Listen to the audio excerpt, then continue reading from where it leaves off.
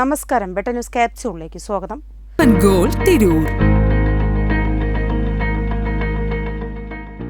സുഹൃത്തുക്കൾക്കൊപ്പം കക്കവാരാൻ ഭാരതപ്പുഴയിലിറങ്ങിയ യുവാവ് മുങ്ങി മരിച്ചു. കാലടി കാടഞ്ചേരി വടക്കേപ്പുരയ്ക്കൽ നാരായണന്റെയും ഇന്ദിരയുടെയും മകൻ VP പ്രദീപാണ് മരിച്ചത്. ഇന്നലെ വൈകിട്ട് ചമ്രവട്ടം പാലത്തിനടിയിലാണ് അപകടമുണ്ടായത്. പ്രദീപ് അടക്കം 5 പേർ പുഴയിൽ കക്കവാരാൻ ഇറങ്ങിയതായിരുന്നു.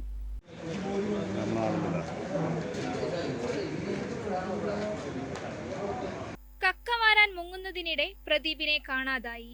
ഇതോടെ സുഹൃത്തുക്കൾ അഗ്നിരക്ഷാ സേനയെയും നാട്ടുകാരെയും വിവരമറിയിച്ചു. തുടർന്ന് നടത്തിയ പരിശോധനയിൽ 7:45 യുവാവിനെ കണ്ടെടുത്തു. ഉടൻ ആലത്തിയൂരിലെ സ്വകാര്യ ആശുപത്രിയിലെത്തിച്ചെങ്കിലും മരിച്ചു. മൃതദേഹം തിരൂർ ജില്ലാ ആശുപത്രിയിലേക്ക് മാറ്റി. ഭാര്യ വിസ്മയ, മക്കൾ അനികേത്, ആയുഷ്. വെട്ടം ന്യൂസ്, ചമ്രവട്ടം.